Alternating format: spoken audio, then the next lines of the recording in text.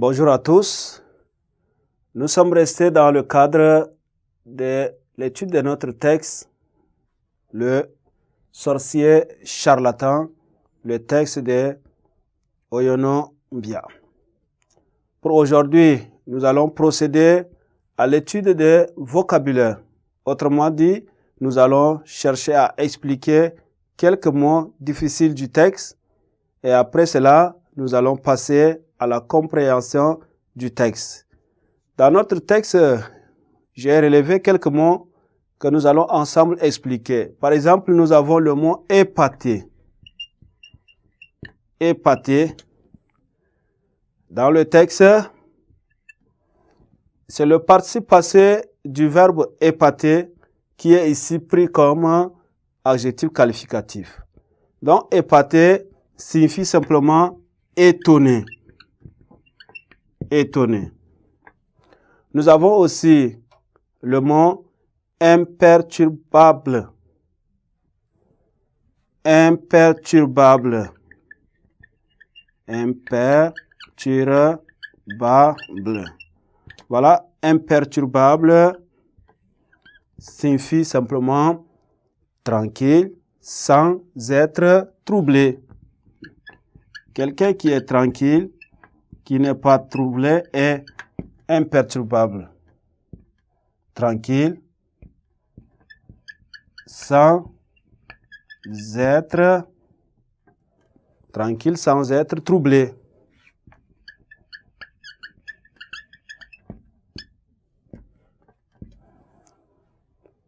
Tranquille, sans être troublé.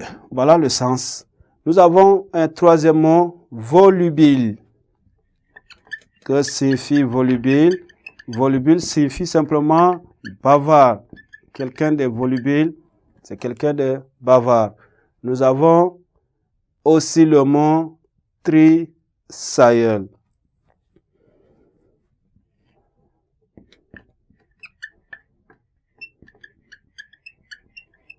Trisaïeul, signifie le père d'un bisaïeul.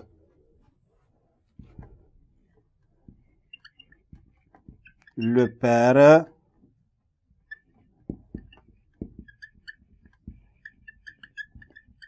d'un bisaïeul et bisaïeul lui-même veut dire le père d'un aïeux.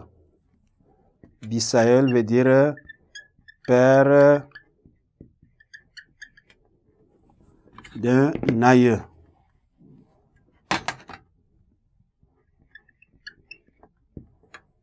Bisaïeul, père d'un aïeux.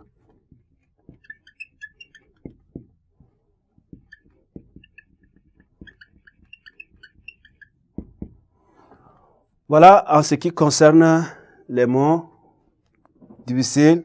Le père de Bisaïeul, ici nous pouvons aussi dire grand-père. Hein? Grand-père. Voilà, maintenant nous passons à quelques questions pour la compréhension du texte. En 3, nous parlons de la compréhension. Alors, je vais vous lire quelques questions que vous allez répondre à la lumière du texte. La première question dit ceci. Après avoir relevé les personnages du texte, dites ce qu'ils représentent pour vous. La deuxième question. À quel moment Sanga Titi emploie-t-il des proverbes et pourquoi? La troisième question. Que vous inspirent les révélations de Sanga Titi? La quatrième question. Pour quelle raison le sorcier refuse-t-il de dévoiler tout de suite le nom du voleur? La quatrième question.